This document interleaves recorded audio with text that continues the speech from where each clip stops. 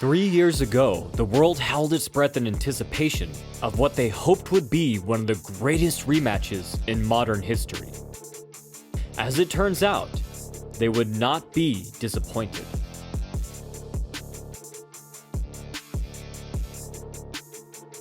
In their first epic clash, Fury had largely outboxed Wilder until the 9th round, when Wilder had caught Fury with an overhand lead hook combination. Fury got to his feet, only to once again be sent tumbling to the canvas by the same combination in the very last round. The 6'9" boxer appeared to be out cold, but then his eyes had suddenly popped wide open, and he had gotten up to finish the fight as the aggressor.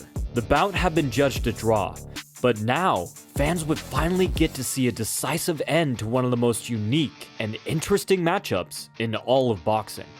Both men had left the first fight feeling that they had been the obvious victor, and now they were in the unique situation of feeling that they had nothing to prove, but still looking to make a big statement.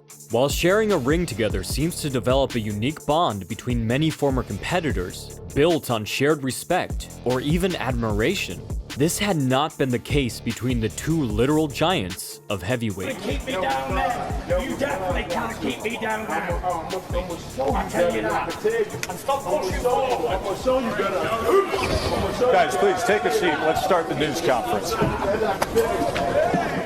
Fury had been adamant that when all was said and done, he would taste Wilder's blood. But the time for talking was over. In the squared circle, words hold no weight. The two would let their punches do the talking.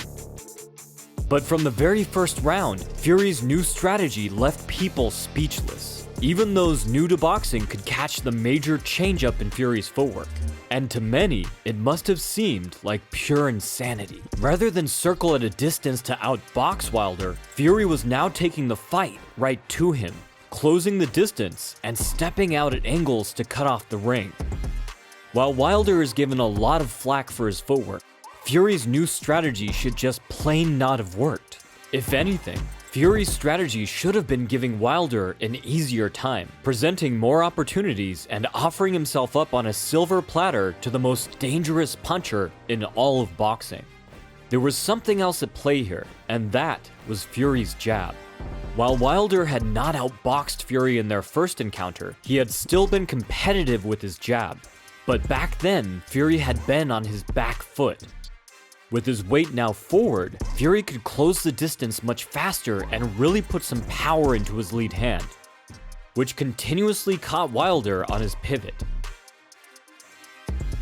Fury's much stiffer jab was great for defense as well as offense, inhibiting Wilder from setting down to throw his tremendous right. And once his jab was established, Fury started alternating it with a looping lead hook. But while this strategy was working wonders to help Fury control the distance, no tactic is ever foolproof. Wilder would still get some chances to fire off his nuclear bomb of a right. And by committing so much to his jab, Fury was putting himself in danger of charging directly into a fight-ending cross. However, Fury had made one final adjustment, and this too was an equal mix of brilliant and crazy. In their first fight, Fury had shown an over-reliance on crouching outside and leaning back to defend against Wilder's overhand.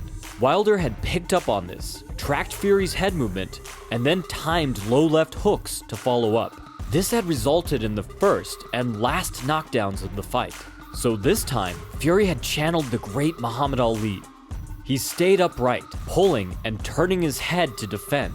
Once again, this was incredibly risky, and Fury did still get caught. However, stepping and pulling back dispelled enough of the force of the punch to keep him on his feet, and his now more upright posture meant that he could stay mobile and counterpunch. When Fury did duck, he moved in closer to smother the punch at the same time, using his weight to control the exchange, and finally behaving as if he were the bigger man.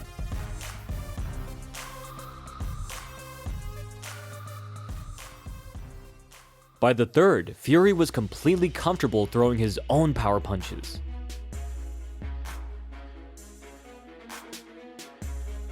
Although few were finding their mark, Despite this, Wilder wasn't able to make him pay for his misses, as Fury tied up Wilder to stop the action after nearly every power shot. He would collar tie if Wilder slipped inside, and headlock if he slipped to the outside. But finally, Fury threw a lead to rear hook combination that landed flush. Wilder tumbled to the ring floor.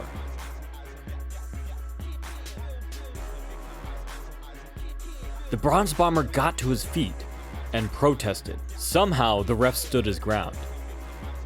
And then Fury went all in to get the finish. Wilder fell again, this time from a trip.